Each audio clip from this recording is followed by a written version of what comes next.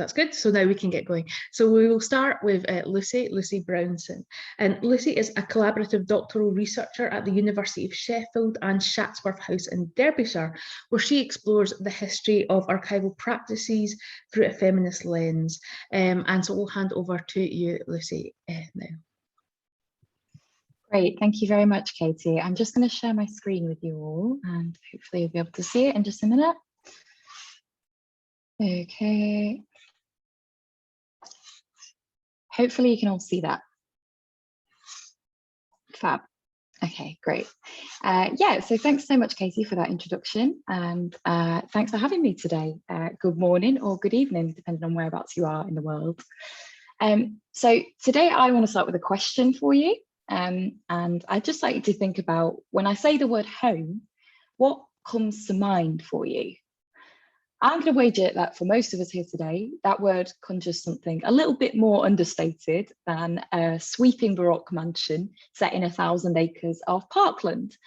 And yet, if you were to go to Chatsworth House in the Peak District National Park here in Northern England, as thousands upon thousands of people do every year, you would be met with quite a curious idea. That this grand country house that you can see on your screens right now is not a museum, but a family home. If you were to pass through the burnished golden gates, pay your entry fee, and wander through the house along the visitor route, you'd very quickly find yourself surrounded by some of the finest and most valuable artworks in the world, and not a label in sight. Why? Because this isn't a historic heritage site, but a dynamic space that's still very much lived in by the family whose ancestors built it 5 centuries ago, the Earls and Dukes of Devonshire. And this notion is everywhere. So stop any tour guide along the route and they'll happily tell you about how the current Duchess of Devonshire can often be seen riding a horse through the park, or how quickly the painted hall is strewn with grandchildren's bikes once the visitors are away for the day. To many visitors, the idea of seeing how the other half live, or of glimpsing the private life of a duke, is irresistible. And it's what gives Chatsworth its really widespread appeal. This trope of the country house as home rather than museum is an instantly recognisable one for many of us. And today, I want to talk to you about the book at the heart of this kind of myth-making at Chatsworth. That book is the Handbook of Chatsworth, an account of the house as told by the 6th Duke of Devonshire, the man whose eccentricities and taste for collecting shaped Chatsworth as we know it today. So William Cavendish, the 6th Duke of Devonshire, is known at Chatsworth as the Bachelor Duke. He's an extravagant and eccentric character with a penchant for what Amanda Vickery calls masculine consumables. Plainly speaking, he collected neoclassical sculpture, botanical specimens, rare books, manuscripts, as well as extensively remodelling the house and gardens at Chatsworth. The Duke commissioned the architect, Geoffrey Wyatville, to build an entirely new wing onto the house, the North Wing, and this contained such little luxuries as a private theatre, a plunge bath, and a sculpture gallery. So it's perhaps no wonder then that he wanted to leave some record of the house as he had arranged and experienced it. And he did so by penning the Handbook of Chatsworth, this room by room guide to the house addressed to his sister, Harriet, Countess Granville.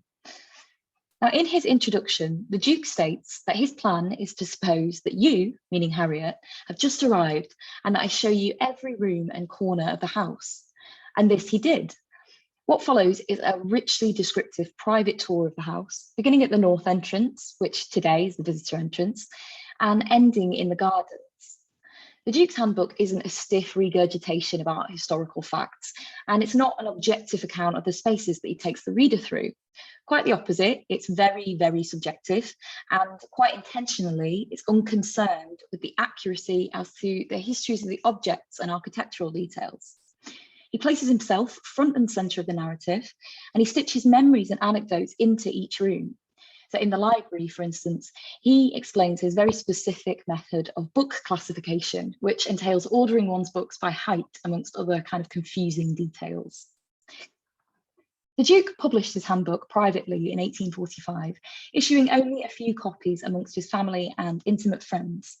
Yet despite this, and despite its epistolary form, Reading it leaves you with the sense that he was distinctly aware of its wider appeal as an autobiographical account. So, describing the former decor of one room, for example, he quips, "You, posterity, take my word for it, it was atrocious." Naturally, he redecorated the room with leather wallpaper patterned with a repeat image of his own face. Clearly, the Duke didn't shy away from leaving a legacy. When the Duke died with no heirs in 1858, his estate passed to his nephew, another William Cavendish, who became the 7th Duke. Now, I'm not so interested in this Duke. However, I am intrigued by his only daughter, Lady Louisa Egerton. She was the woman who'd play a pivotal role in preserving and tracing the history of the family's collections. Now, Louisa found her great uncle's handbook to be a gift because it handed her all of the family lore that might otherwise have passed her by, given that her mother died when Louisa was just 5. Louisa approached the 6th Duke's handbook not as a static historical account, but as a kind of mutual endeavour to be added to and updated as it passed down the generations. In 1894, she began writing an updated version of the handbook, and to quote the preface to her revision, she did so in the hope that his handbook may continue to future generations to be the help and interest which it has been to me. Louisa's handbook ultimately went unfinished, but her involvement in this legacy project doesn't end there. So the image that you see on your screens right now is a watercolour done by Louisa Egerton and added to the extra illustrated edition of the handbook. This is her depiction of the Chatsworth Library after William Henry Hunt's original. And she also added ink drawings of picture hangs and details of particular objects. And she anchored her great uncle's prose to these visual cues. Louisa's artistic impressions of Chatsworth speak to the importance that material culture held for her in terms of continuing the family's legacy. So although she couldn't inherit, she could still pass along what she knew of the family's history as told through its objects. And Lady Louisa Egerton wasn't the only woman in the family to pick up this intergenerational conversation that the handbook sparked. So in 1924, as the tides of fortune began to shift for both the Cavendish family and the country house as a social institution, Duchess Evelyn Cavendish picked up where her aunt left off and wrote her own handbook. Like the original iteration, Duchess Evelyn's text is conceived as an intimate letter, this time to her daughter-in-law and the incumbent Duchess, Mary. And she frames it as a sort of appendix to the old handbook, which will make it possible for you, who are fortunately just as much interested in the place as I am, to again identify objects that have been moved to fresh places. Bit of a spoiler here. This text is neither a straightforward inventory, nor was Mary Cavendish particularly interested in Chatsworth's handbook or reading this book. In fact, the original manuscript had actually been rebound and dedicated instead to Andrew Cavendish, the next in line to the Cavendish fortune after Mary and her spouse. And this is what you can see on the left of your screens here. Duchess Evelyn's handbook does describe the architectural features and artworks at Chatsworth, but they're not noted for their standalone art historical value. Rather, they're presented as touchstones to memory or backdrops to family life. Descriptions of fine art are interwoven with memories of her children in their early years, and she includes anecdotes that have since been embedded into the house's lore and legend. So in a painted hall, for example, she records that the beveled window panes were salvaged from one of the suffragettes' window smashing campaigns in Bond Street in 1911. Now, whether or not this detail is true is almost irrelevant because it's the myth-making that counts. Duchess Evelyn doesn't strive to present an objective historical account, but rather she offers a highly subjective memory text that records Chatsworth as she knew it. So where does all of this leave us? Well, it turns out that Evelyn was right to skip a generation and pass her handbook on to Andrew Cavendish, more importantly, onto his wife, Duchess Deborah Cavendish. Now, Debo, as she's known at Chatsworth, was the first to recognise and seize on the handbook's commercial value. So in 1982, Debo published Chatsworth, the House, which was a sort of intimate room-by-room guidebook. And it hit on what Kate Retford calls the invitation to prurience that sparks curiosity in visitors to Chatsworth today. The book was a phenomenal success, so much so that it was re-released in 2002 with glossy photographs and descriptions of the private family quarters. These are obviously otherwise off limits to the average tourist. Debo also penned guides to the collections and the gardens and several popular memoirs, and she used the handbooks of the 6th Duke, Louisa Egerton, and Duchess Evelyn as her source material. Now, Debo's publications take the private and make it public, and the revolutionary effect of doing so really can't be understated. So today, Chatsworth is marketed to visitors as a working estate and a family home. And the touristic appetite for this can often be traced directly to her writing and her public persona. As the social and cultural relevance of the country house has dwindled over the years, it's no exaggeration to say that Chatsworth's saving grace has been this invitation to prurience, this offer of an exclusive insight into a private world, even if this is largely a construction. The Handbook of Chatsworth, then, is more than an inventory, more than a personal family text, more than a public guidebook. In fact, it calls into question the distinctions that we make between all of these genres.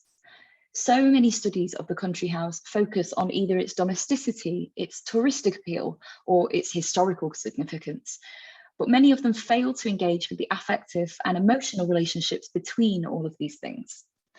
This is why a text like the Handbook is so interesting to me, because it enables me to interrogate all of that complex, messy overlap. Now, I could say much more about this, but for now, I think I'm already running over the 10-minute mark. And so I hope I've given you some food for thought. Thank you all for listening, and I look forward to taking any questions or comments you might have in the Q&A. Oh, thank you very much for that. That was really interesting.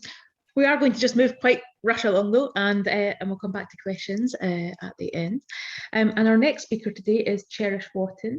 Cherish is a second-year PhD student researching the history of scrapbooking in Britain during the 20th century at the University of Cambridge. And she is using scrapbooks to explore broader histories of archiving, life writing, collecting, and emotions. So Cherish, over to you.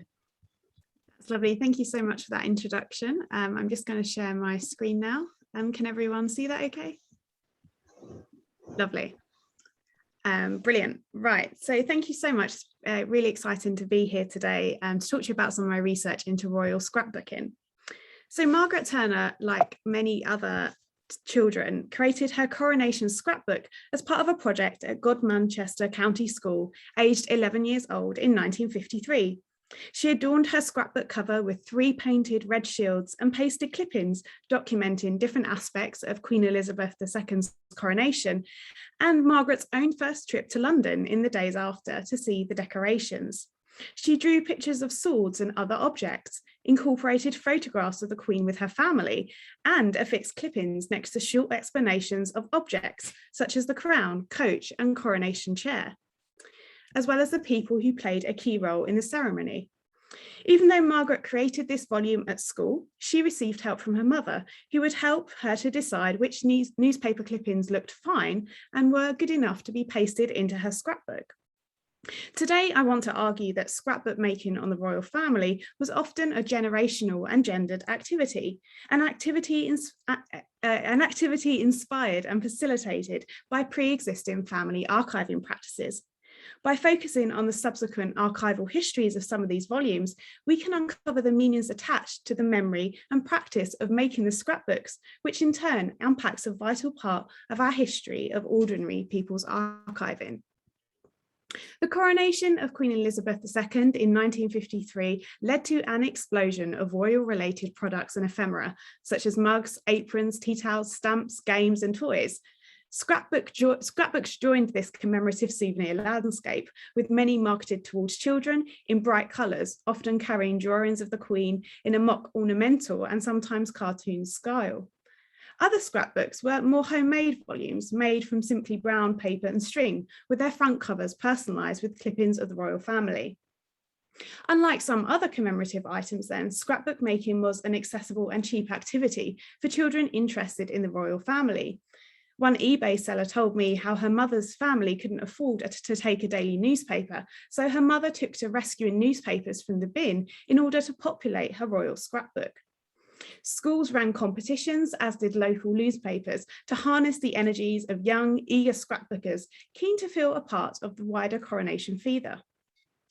Though it is impossible to uncover how many children created coronation scrapbooks, the proliferation of competitions, commemorative volumes, and broader commentary on the practice suggests it was pervasive. This wouldn't be the first or the last time that companies capitalised on royal events, with scrapbooks surviving from the 1911 coronation to the wedding of the Duke and Duchess of Cambridge in 2011. You can see a scrapbook here, which I'm holding from Northamptonshire Record Office on the royal wedding, created by WI. Now, despite thousands of these types of volumes surviving, royal scrapbooking is really rarely mentioned in any literature on histories of monarchy, family life, or family archiving more generally. Unpacking then a deeper history of royal scrapbooking allows us to advance some of the existing literature on family collecting, which tends to favour the practices of middling to elite families, primarily in the Victorian and Edwardian period, and whose collections make up the lion's share of archival material held at local record offices. I want to try and use these scrapbooks to uncover more about ordinary people's archiving experiences. Now, children often started their scrapbooks on the royal family because of some earlier precedent within their own families, which they wished to emulate when creating their own volumes. 13-year-old Anne was unusual in providing the specific dimensions of her coronation scrapbook when writing her essay for mass observation at West Kirby Girls' Grammar School in Cheshire in 1953. She selected her 15 by 9-inch scrapbook because, quote, "If I buy this book, I will be able to attach it to one which mummy has," end quote. Comments such as this show that Anne situated her scrapbook making practice as an intergenerational one, which she looked to continue through the specific material choice of her scrapbook volume. Anne fully expected to look at the scrapbook in the future to remember the coronation, as would, quote, "nearly everyone." Later in the century, women continued to take inspiration from their family when making scrapbooks on other royal occasions, such as the wedding of the Prince and Princess of Wales. Following the death of Susan Reed's great aunt a few years before, her family had discovered that her great uncle had started his own scrapbook for the wedding of the then Princess Elizabeth and Prince Philip in 1947, which he updated with newspaper clippings and photographs until the death of George VI in 1952.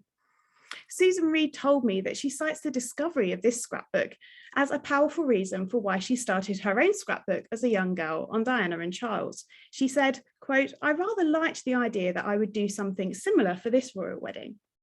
Soon after the announcement of the wedding, she went and bought a ring-bound volume to house cut-ins on all aspects of the coronation, of the wedding, as you can see on the screen. Though Susan was young when her great uncle died, the material practice of continuing the tradition of a royal scrapbook seems to provide a connection with her deceased great uncle. Susan recalls that making her royal wedding scrapbook was, quote, "the first time I'd really done something with intent and off my own back, and something I really wanted to commemorate." While the scrapbook on the surface appears as a fantastical memorial to the royal family and a somewhat poignant one following the death of Diana in 1997, it was also one which commemorated Susan's great uncle, whose memory she honoured. The royal family then was a common interest between family generations as they witnessed the passing away, crowning and weddings of members of the royal family. They sought to commemorate these events by positioning them against a longer lineage within their own family culture. The royal family provided an invisible thread between different generations of the same family, which became visible through the practice of creating a scrapbook. Examining then the archival practices relating to these collections shows that while interest in the royal family has generally waned for some of the scrapbookers I've spoken to, these volumes have still been preserved because of their connection with a specific moment in the scrapbookers' lives and accordingly carry significant emotive value. So Susan now is an ardent Republican, but still scores her scrapbook on Diana and Charles with other childhood books on the bottom shelf of her bookcase, having followed her through 2 subsequent house moves. Susan was keen to highlight to me that the scrapbook did not survive by accident. Rather, it was the product of a conscious decision made when clearing out her parents' house after their deaths. Elaborating in more detail, Susan notes the sentimentality she invested in the homemade volume. "It was something I made. It reminds me of 13-year-old me in a rather sweet way. And although it has nothing to do with my views, you know, it is a historical document, both of who I was and with all the history of the marriage of Charles and Diana. It also has that sort of poignancy, quite sentimental reasons. Susan then openly acknowledged the cherished emotions lying at the heart of the volume, a marker of her own childhood subjectivity, and because of this, she still holds onto the scrapbook today. Surviving 3 house moves, Margaret's scrapbook, who we saw at the beginning, still keeps her scrapbook in a keepsake cupboard with a small commemorative coronation chair and other items from her mother. The keepsake cupboard appears to have been a gendered space for keeping items which were in some ways linked to her mother. When telling her sons, now in their 40s, about her upcoming oral history interview with me, they were surprised that they had found out that their mother had created a scrapbook. Recounting the conversation during our interview, Margaret told me how her sons had asked her, "Why have I never seen this, Mum?" She replied, "Well, it's always been there." The storing of this scrapbook, along with her mother's items, shows the gendered space of the keepsake cupboard. Her 2 sons, who had lived in the house during their childhoods, had no knowledge of the scrapbook. Here, the silence in Margaret's family until our interview speaks volumes about the gendering and the marginalisation of these activities more broadly within family culture. Now, as a result of our interview, Margaret has now made arrangements for the survival of her scrapbook when she passes away, giving the original to one son and a copy to another. This scrapbook then clearly meant a lot to her, but she hadn't made these arrangements before our interview together. In conclusion then, we wouldn't ordinarily turn to royal scrapbook collections to illuminate histories of family archiving. However, I hope this paper has shown the fruitfulness of moving beyond archives dedicated to commemorating the biological family to consider how young girls took their first steps to marking a royal event with the help of their families in the form of scrapbooks. Royal events provided one of the first opportunities for young girls to try out their role as a memory keeper, situating their own activities within a broader family lineage. Examining histories then of royal scrapbooking across the 20th century allows us to recover what archiving and collecting look like for more ordinary populations. Though some of my findings are somewhat skewed by only having spoken to women so far, and maybe this is more indicative of a gendered practice more broadly, the collection of material for the royal scrapbook within families seems to have been taking place between women and positioned against this kind of generational view. Such comments then support Jane Hamlet's assertions for scholars to consider the family archive, quote, as a set of material objects that need to be seen in relation to each other. We should not dismiss these types of collecting practices as simply an inevitable byproduct of growing up in a certain period, but as symptomatic of a wider moment in families where women began to learn, with the help of other family members, to document and commemorate a special occasion.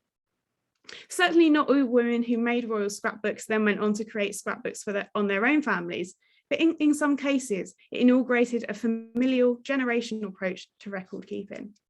I look forward to taking questions at the end. Thank you. Thank you, that was really great as well. I think we're going to have a fabulous conversation in a few minutes. We have one more final speaker for today though, and so I'll now introduce her.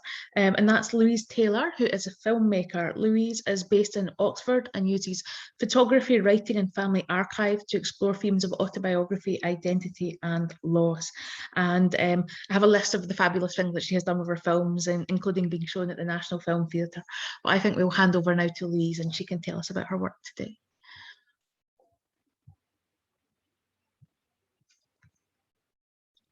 I think you're on mute, Louise. Right, can you hear me? And can you see my presentation? Yeah, perfect. Okay.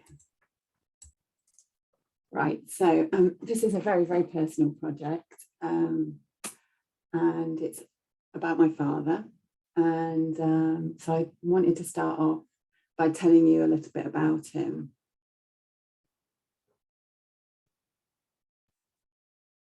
So my father, as I was growing up, there was a lot of silence about him. He wasn't spoken about very often. And very occasionally, my mum would make a comment about him, something like, "Oh, he would have liked your purple hair." I thought he died in a car crash, or maybe he died of cancer. I wasn't really sure. And when I was 13 at school, I found out that he had in fact taken his life. And I didn't go home and speak to my mum. I eventually got into trouble at school, and this was confirmed in family guidance therapy. So when I was 16, I moved away from my hometown. And that's when I really started talking to my mother about my father. And obviously the conversation would always gravitate towards his suicide, and that eclipsed other aspects of his life. So in 1972, we moved as a family to Japan, and my father took loads of photographs, Super 8, audio recordings, films. There was a lot of material from that time, and a lot of it that I hadn't actually looked at. A lot of it needed to be digitized. On returning in 1975, that's when he took his life. And honestly, for most of my life, I haven't been in a very good place about him.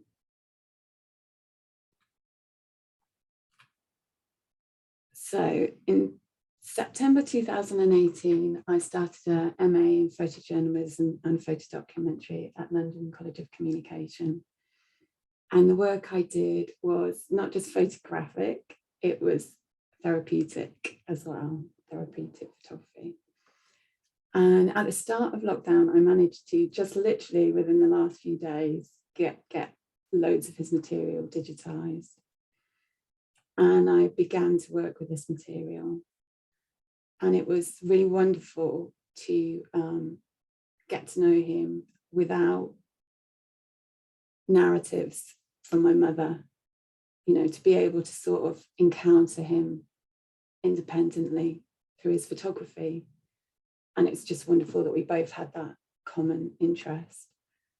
And I think what really struck me about the photographs was was in fact good times that we had together, and how engaged he was with the world around him. I mean, his camera was everywhere. I've got thousands of images of architecture, food, people, street photography. You know, he was just really engaged.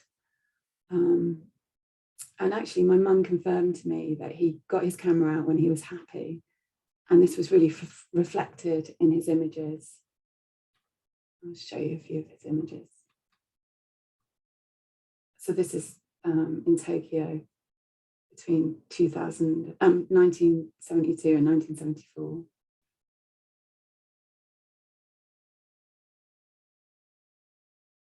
So there was this compulsion for me to sort of find clues in his photography of his state of mind, because he had struggled with mental health issues since university and had been in and out of psychiatric hospitals. But his images were so vibrant, and they didn't really reflect this kind of inner landscape. And I started playing with some of his Super 8 films, and I took random stills at random from the material. And there was a particular sequence that stood out for me and represented something a little bit more melancholy. And these are some of the images.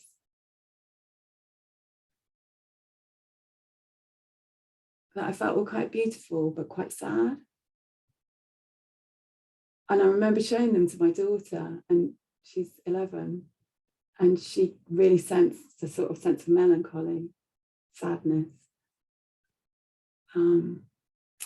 So in 2017, we were very fortunate, and a little Japanese girl joined the school that my daughter was at, and they became friends, and we struck up a friendship with their family, who are here for a year.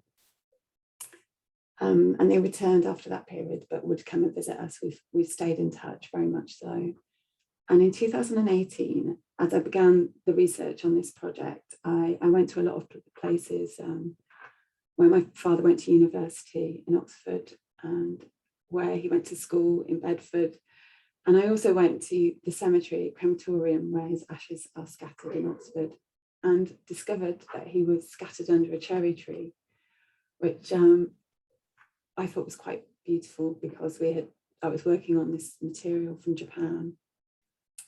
And in 2001, Meg, the mother of Aki, agreed to help me film cherry blossom in Tokyo.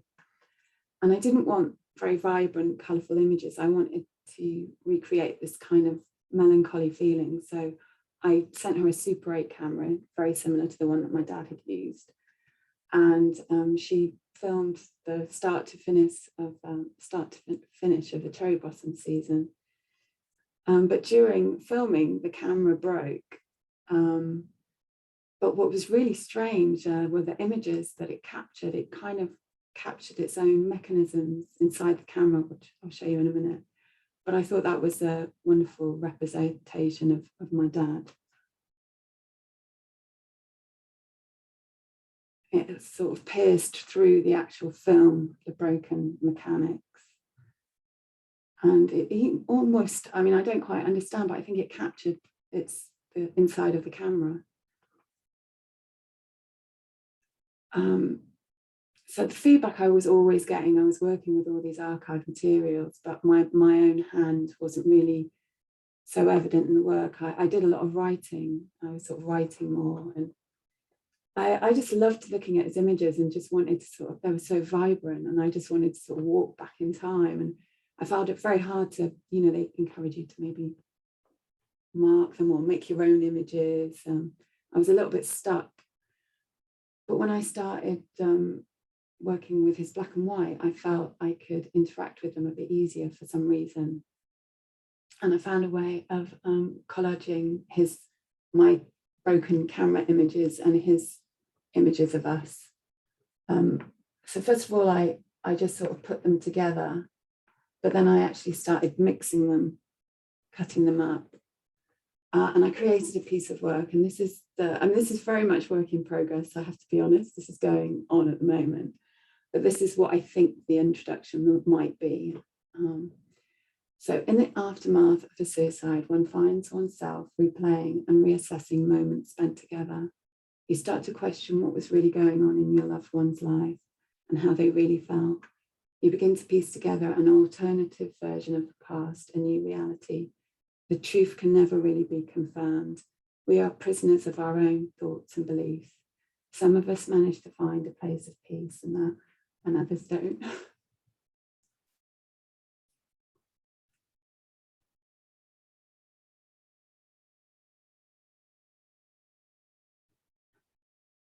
Sorry. Don't worry, Louise.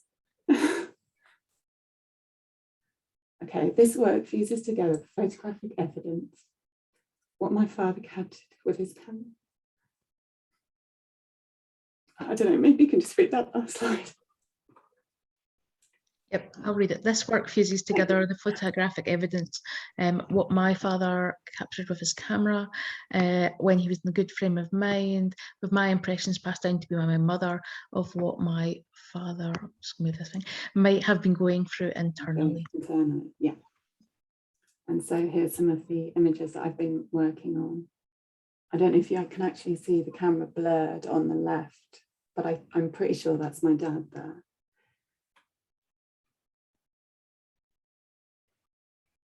And that's cherry blossom petals in the background that I've collaged with an image of a family image. And again, that's the internal mechanisms of the camera.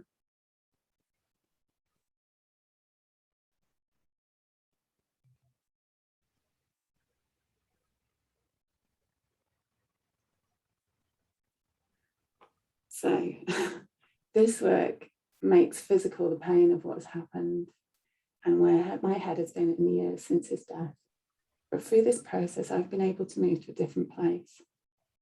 So after my MA, I started working with a wonderful author, Hope Edelman, who wrote a book called Motherless Daughters. And she has been writing and speaking and leading workshops and retreats in Bereavement for more than 25 years. And because of lockdown, she started working remotely So I got that amazing opportunity of working with her for 6 months. In fact, I'm still working with her now in a different context. But basically, there was 12 of us. We all worked together. It was sort of coaching, but we all had this sort of similar theme of a loss when we were very young that sort of had a profound impact on our lives. And as part of this, I had about an hour's worth of Super 8 footage, and I just edited all the sections where I'm reacting to my dad as the cameraman. So mostly you didn't have me and him in the image together, but what you did have was me responding to him. And I got the opportunity to show the group this footage, which I'm going to show you now. And it really, I think, well, you can make your own judgment, but I think it illustrated a very good relationship between us both. It's only about a minute, this. It's very, very quick.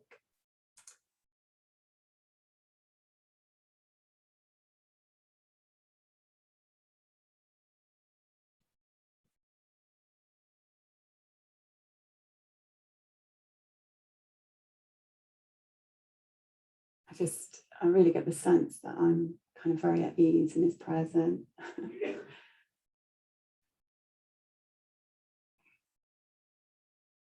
I'm comfortable around him. And in this last clip, I love that the camera's on me and I'm showing my dance and it moves to my brother.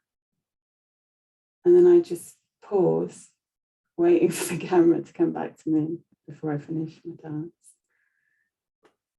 So, let's go to the next. All right. So in summary, I use the archive to find new insights and perspectives on my father. I proactively evolved my relationship with him.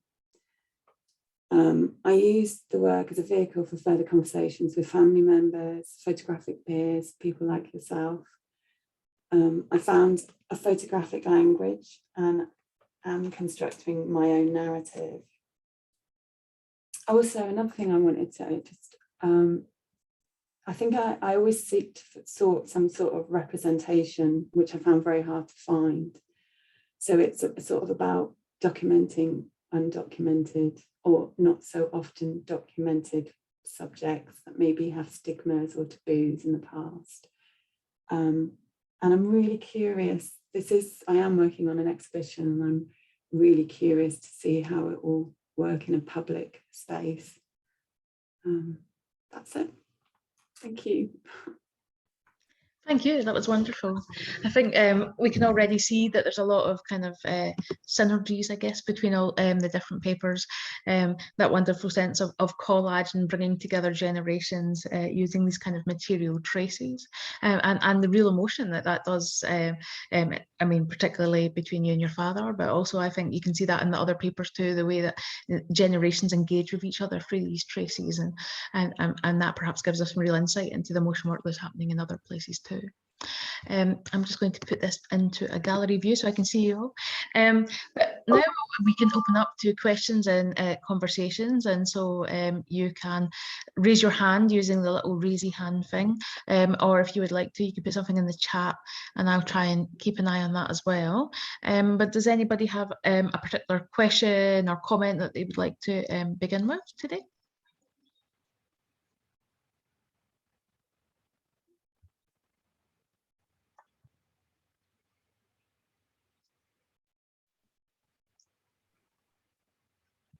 You're all being quite quiet today. Oh, there's Alison. You can rely on me not to be quiet. I put a thank you to all three speakers.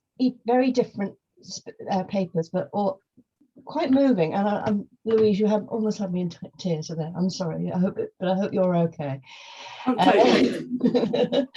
Really, it's just a quick one to cherish. I did put a comment in the chat that I don't know whether you're at my paper I did on the 2 suitcases. Yes, yeah. What I found is my mother's scrapbook from when she was at school in 1937. and it's the let me show you, the coronation of George VI. And I can remember her talking to me about this and saying it's not a great artwork, and she said and she hated doing it, and she had to decorate the front and write her name inside, but they all had to do it at school, and she was 11 when she did it. So it was really just a comment on that, but also to say thank you to all three speakers. They were such wonderful papers. Thank you. That's all. Sorry. Thank you. That's really interesting. Thank you, Alison. No, interesting that Margaret herself also had a similar comment about how she was very sort of self-deprecating about the artwork in her volume and saying, no, well, there are people who have better drawings than me. But yeah, I don't know if it would be great to perhaps have a chat with you in a bit more detail about the scrapbook, maybe afterwards. I'd be really interested in that. Thank you. I think Joanne's got the next comment. Yeah, I'll gladly talk to you about it. I even know which school she was at when she did it. It was King's Norton Grammar School in Birmingham at the time, before she went to the high school. So, you know, and I've also got in the bottom of those Lincoln suitcases, I've got all actual magazines that my grandmother saved from all the coronations that she was at. So yes, we'll have a chat sometime, Cherish. Lovely. I look forward to it. Thank you. Okay. Thanks, Katie. I mean, there are so many. I sort of have two questions, and then I guess a comment for Louise. But if I go in order, and are they questions, or maybe they're also just observations? So forgive me. But Lucy, I was so fascinated by the handbook. I mean, that's, you know, phenomenal, and the iterations of versions of it across time.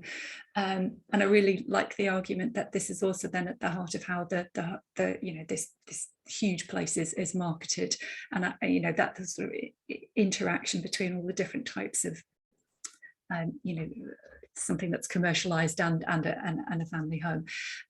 I did I've come across, quite interestingly, other families, by no means on that scale, who also published stories of their home, quite often through either its spaces. If you had any sense, when I say I've come across them, I've come across one, and I'm sort of vaguely aware of something else, so I shouldn't exaggerate there. But I just wondered if you are aware that this was a practice that was unusual, or very much something perhaps that families of you know, huge wealth and status did. And so I'll do it, if nobody minds, I'll do my questions in turn, just to give everybody a chance to remember and answer. Yeah, thanks so much for that, Joanne. That's really interesting, and thanks for your comments as well. I think that it's interesting. I think amongst like aristocratic families and these big kind of dynastic legacies, you do get different examples of aristocratic families having their own kind of memory keeping practices, and they might have some version or some iteration of like the handbook, for example. I think at Chatsworth it's quite unique because it's been revisited so many times, and then it has been repurposed as this kind of outward facing thing that becomes like a consumable product. But I think kind of looking across the class spectrum, one thing that I find really interesting at Chatsworth, and that I think maybe I've mentioned to Cherish before on the note of scrapbooking, is that we have other examples in the Chatsworth archive of like working class families who've worked on the estate and have had this kind of mutual collecting and like narration projects going on, and there's kind of scrapbooks that have been passed on through this one family, and then they've married into another family, and that family has picked up a thread there. And I think it's interesting. I think that speaks to something that's kind of bigger than just classed assumptions of how people record their histories, that we find these like common threads and commonalities running through different families from completely different backgrounds. So yeah, I'm not sure whether that quite answers your question. That really does, Lisa. And I think it's also interesting that even, you know, sort of hugely elite families who might, you know, have vast privilege and so on, that the connections there with also Cherish's scrapbooks, that, you know, you feel almost as it, you legitimately can tell the story of your family through different types of objects. So that moves on to my question for Cherish, which is just, how did you get the scrapbooks? I mean, obviously we're finding out today from Alison, for example, that they're in family archives, and I just wondered if you had to ask people to, yeah, you know, get in touch with you.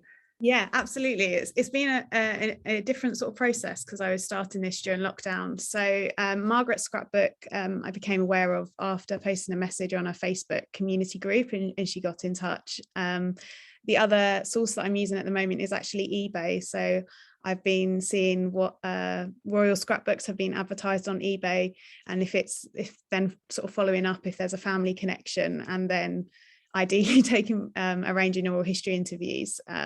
So I've been using that as well, and a sort of keyword searching on social media, and obviously now archives are opening, seeing a few in person at different archives. But yeah, I think eBay's been actually quite a fruitful source, because sometimes it can just be the scrapbooks are being sold by kind of collectors and ephemera dealers, but sometimes there are those kind of personal family connections, and that's where I've been able to kind of find out those relationships, which really does bring these kind of royal scrapbooks alive. Thank you, Cherish. I'm intrigued that they can sort of move out of the family, but then you're still able to track the family down. I should ask you how to do social media searching in that way, because that would be very useful.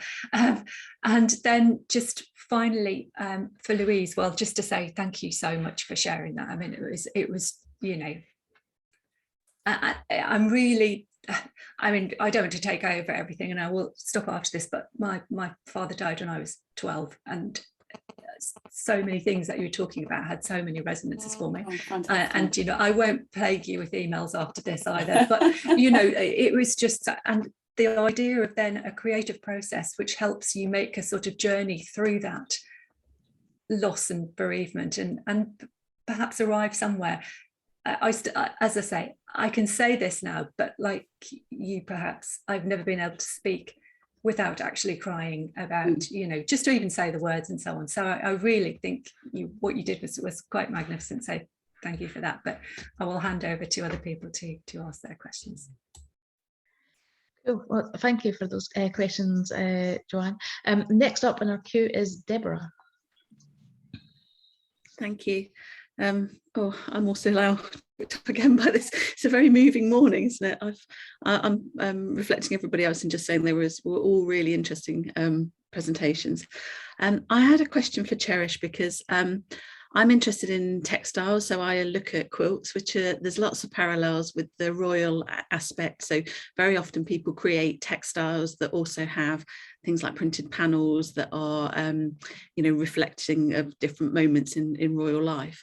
My question for you, because it's something we do see in textiles, is whether or not you found people kind of playing out their own lives through the royal stories. So, you know, do they ever actually overlay their own life in the scrapbook? You know, so if it's a royal wedding, is there elements of their own wedding within that?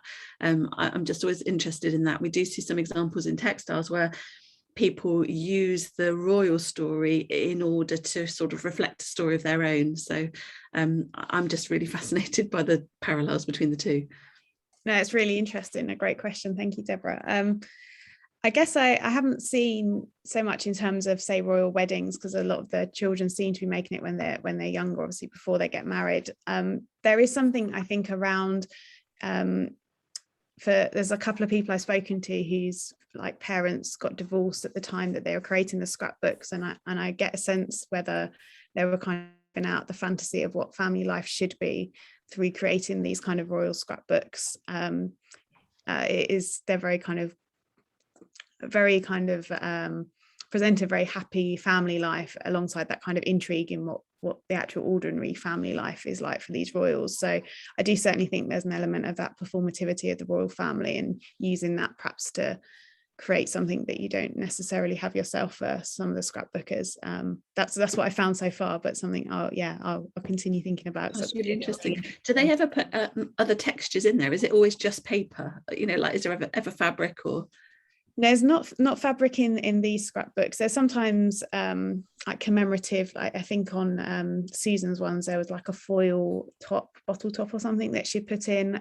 It tends to be for the royal ones newspapers and kind of glossy photographs.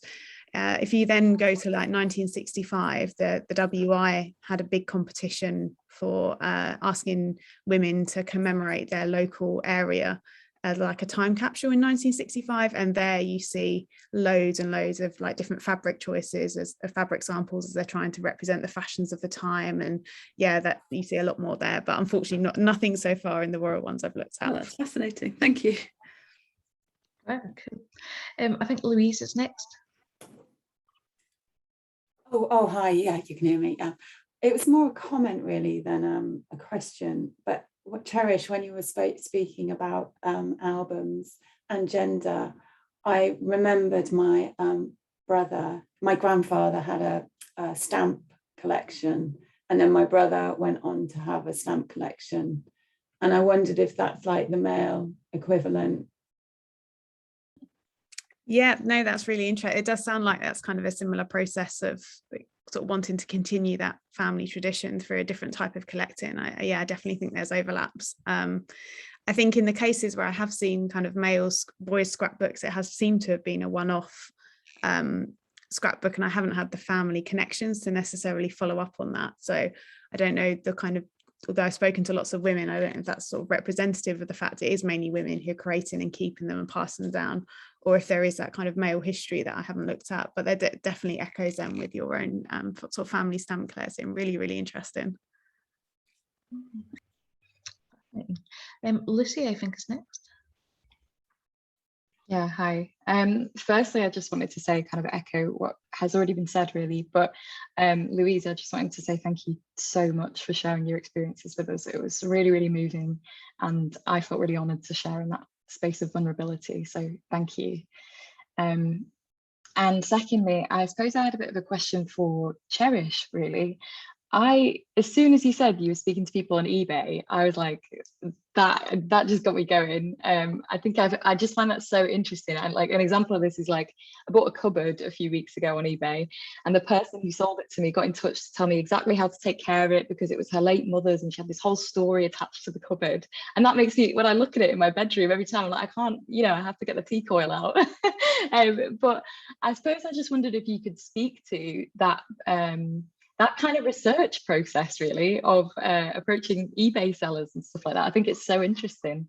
Oh, thank you so much.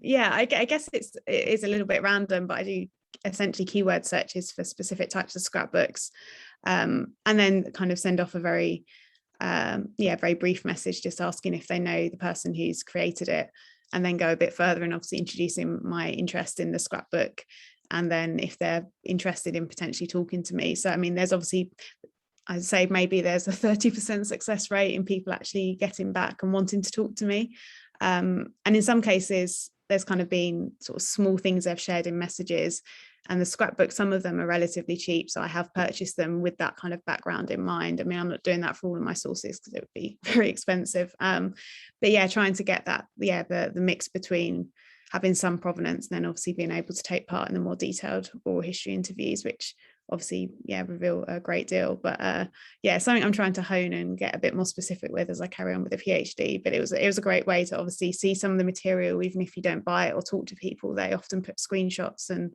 photographs on, which I think is quite interesting, just so you're seeing a larger sample set, I guess. But thank you. Oh, wow, so it is a very interesting method. We also have a question from Anne-Marie.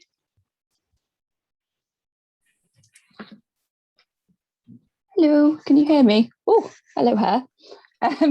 So I have a question for each of the presenters, if that's okay.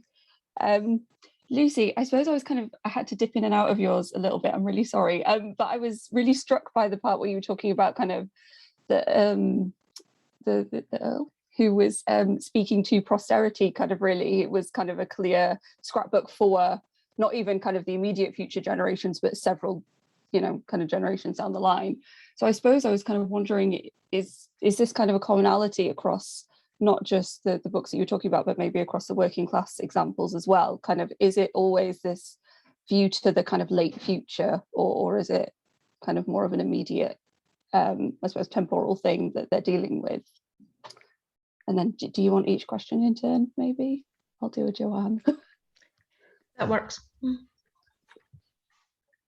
Sure, thank you so much for that question. That's really interesting, and I suppose I hadn't given it much much thought in terms of like comparatively, but actually when I think about it now, I think that the aristocratic examples I'm looking at, they really do have a clear sense of posterity. And even when it's written as like it's very performative, I would say. And it's like, even if it's written as something that's supposed to be like, you know, ostensibly like a letter to your sister, it actually is very much poised and positioned in a certain way that takes that into account. Whereas, say, the collection that I mentioned of scrapbooks that have been handed down through different generations, you find all sorts of stuff in there. And I kind of love the immediacy of it. Like, I was going through one the other day and there was a bus ticket from like 1972 or something, and it was like the little annotation connected to it was like the last trip that someone had taken with their dog to out to the Peak District from Sheffield or something. So and I mean, like, you know, for anyone to come across that, it doesn't have any like the meaning of that doesn't sing through to future generations. It's just kind of there and it's random, and it's like, I want to just preserve this moment for myself, if nobody else. So yeah, I would say, at least from what I've looked at, the stuff that's kind of like more kind of everyday or working class material tends to have a bit more of an immediacy to it, yeah, and a bit less of a sense of grandiose kind of future. So yeah, thanks. Possibly very socially dictated, I suppose. Thank you, that was really interesting. Cherish, I suppose I was wondering about some of the I suppose the wider context for some of the sort of the later scrapbooks in particular, because I was thinking that kind of like in the 90s, you were always encouraged as a child to keep a diary, and you had to keep a diary, and this was always told to you through like Blue Peter or through magazines. And are you getting a sense that kind of scrapbooking is, I suppose, you know, the hobby of the month to some extent, women in particular, or girls kind of getting this fed through the media, that this is a practice that they should be doing? Or do you think it was more of a family thing, or is there kind of some combination of the two or something?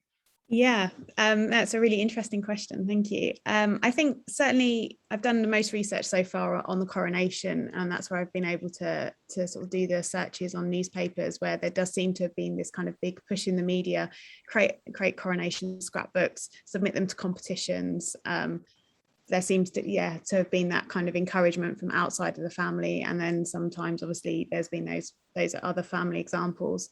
I think later on in the century, I think it's perhaps indicative more broadly of like scrapbooks being used for school projects, and like if you're going on a school trip, then you'd make a scrapbook kind of documenting things. So I think it seems to then perhaps move to more of a classroom activity, and you're creating these scrapbooks there. But then sometimes the people I've spoken to, they're very adamant that they never took their scrapbook into school, they never spoke about it, it was just something they did privately for themselves.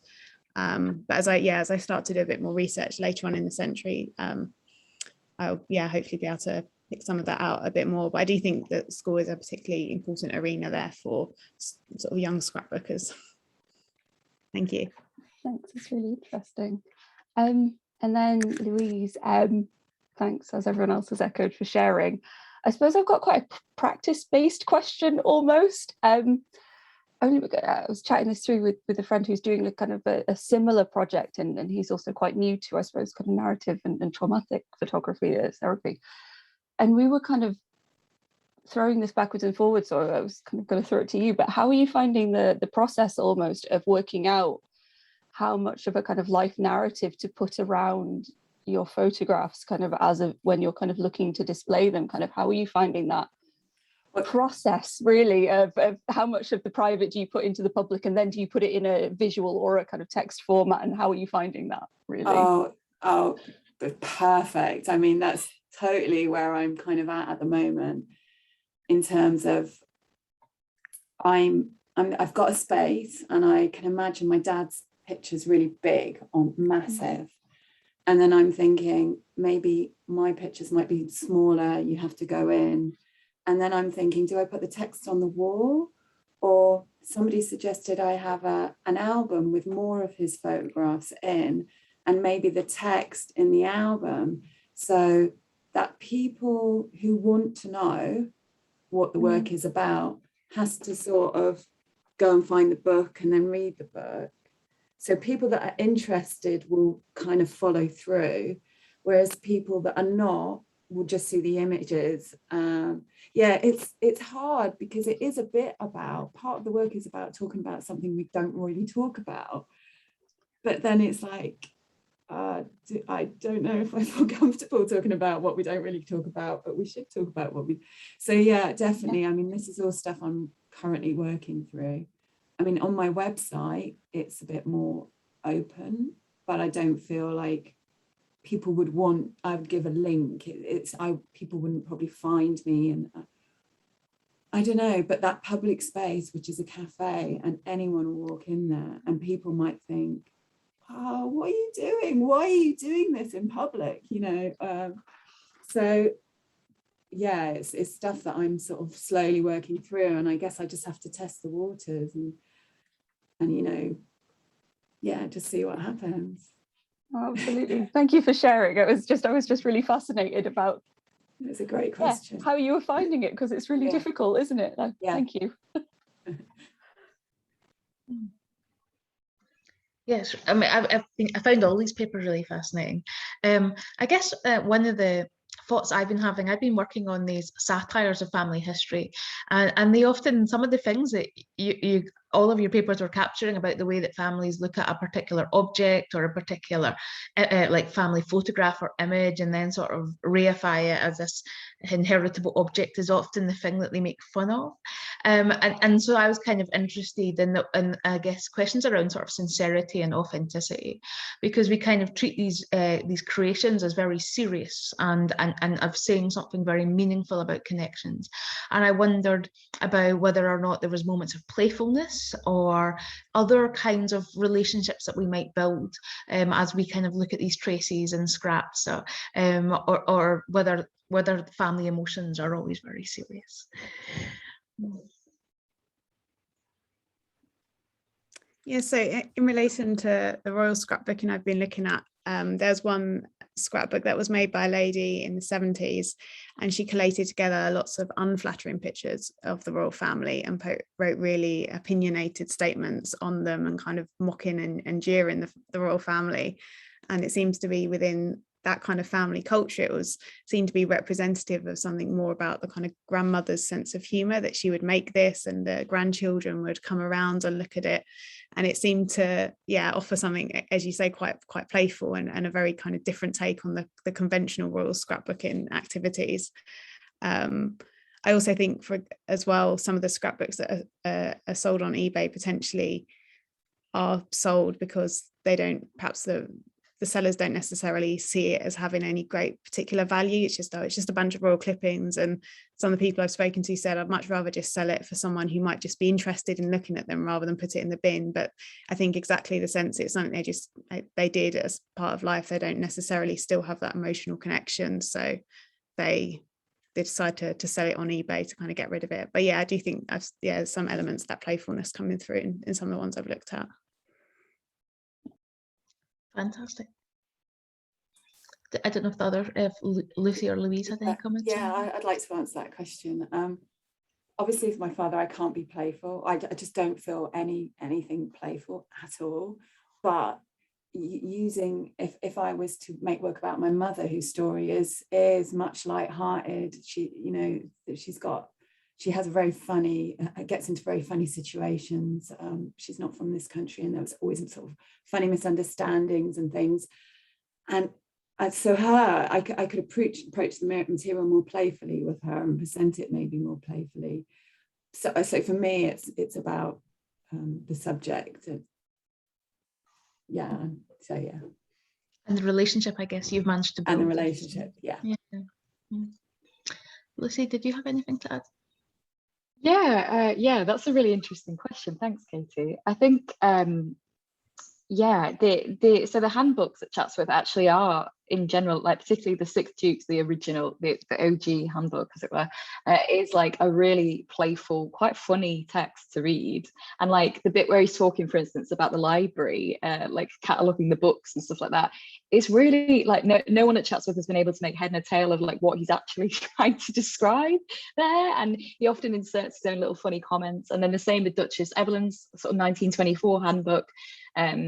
She's not a fan of the Sixth Duke and all of the things that he's done to Chatsworth, which is quite funny today because we kind of hold it up in reverence as like, look at all of these amazing things and look at how interesting it is. And she hated it all and thought it was really in poor taste and everything like that. And I think also something else that I think about quite a lot is like the extent to which these texts are doing the work of like family myth making and stuff. So I mentioned the rumor about the windows in one of the rooms at Chatsworth being replaced by glass that had come from suffragettes kind of window smashing campaigns. And then I mentioned this because I was like, oh, I would love to, you know, be able to tell visitors this story. And the feeling was very much like, well, we can't really tell visitors stories that we don't know whether or not they're, you know, they're not verified as historical fact.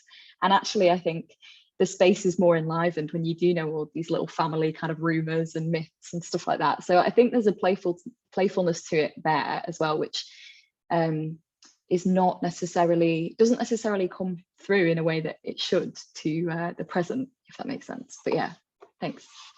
I guess also there's the insider knowledge that helps with getting the joke, if you know what I mean. I also noticed just that there was a question in the comments, in the chat rather, so I thought I'd maybe just jump in with that as well, which is Helen's about royal scrapbooking, and she was interested in the fact that it's sometimes done as part of a school project, and she wondered if there was something that was focused on girls or whether boys were required to produce them, and if they did, then what happened to the boys' kind of contributions to these projects? Yeah, no, it's a really interesting question. Thank you, Jane.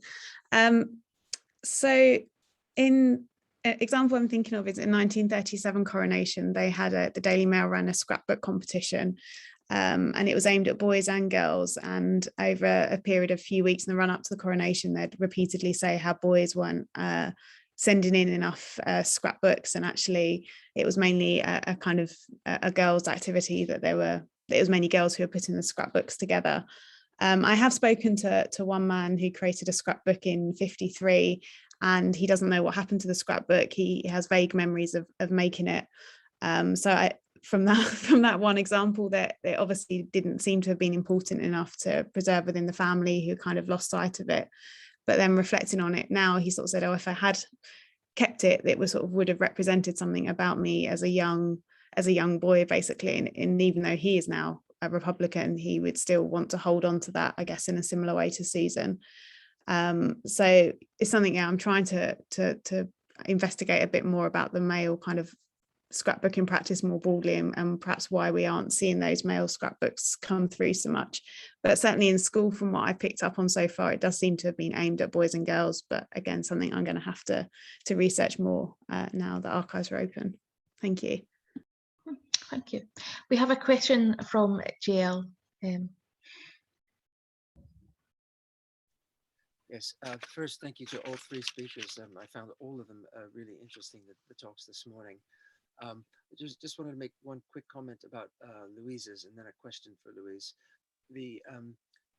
I was really, really struck by your own photographs at the end, and I thought you really struck upon something really quite brilliant, especially in the use of the black and white. And I can see where you're coming from, why the color might not work in that regard, and the black and white would. So what I'm thinking is, especially that photo where you said you weren't sure it was your father, but along the left-hand side there was a white line, and I thought that really captured something about this wrestling between presence and absence, or him being there present in your life as an absence. And I just thought, just visually, I found, although you just showed us a handful of them, but I found those really, really beautiful, and I would be really interested in seeing more of those photos. And then the one sort of question that I had was, with you mentioned getting information about your father from your mother, and I was wondering, were you also interested in getting like a composite view of what your father was like from all sorts of people in his past, from people on his side of the family, from friends? You know, it might be really interesting to get this multi-perspectival sense of who he was. It's so tricky because he was a bit older than my mother.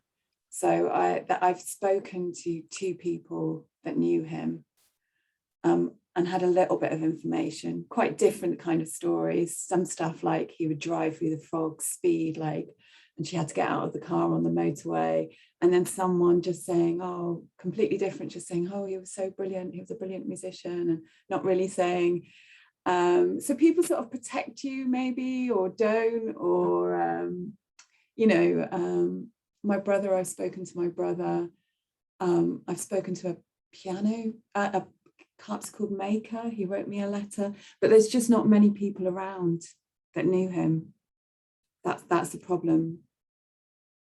Maybe I haven't searched, really kind of rigorously to try and trace if there is anybody.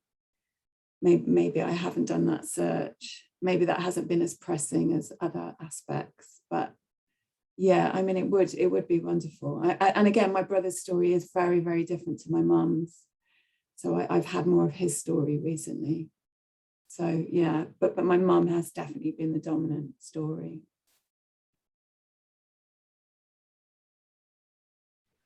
My sense is that if you got others, and I realize it's difficult, that it wouldn't resolve for you. I think that you wouldn't come to a sense of, now I get a better understanding of your father. You'll probably be, gosh, who was this person? Yeah. There's many, many different sides, but I think that's really important, because there are many sides to all of us as human beings. Definitely, yeah, I think. It's also, as for historians, it raises some interesting questions there as well about the way that what we know about particular people or the stories that we pass down frame, I guess, the things that survive for us and how we interpret them, and perhaps a different story passed down, or a different kind of knowledge might raise different kinds of questions or informations for us, I guess. Yeah, I mean, I do think it's, it's been, he in my mind has been so dominated by his death, that has eclipsed, dominated in my imagination, and that is a shame, really, because there's obviously, when I look at the film, there's so much more to him, and that I've just been so focused on this mystery, on this kind of being pulled in by it. And maybe because it wasn't spoken about, it made it more kind of engaging, whereas maybe if it would have been spoken, it might have just sort of, but yeah, it is how it is. Yeah. Do we have any other questions or comments?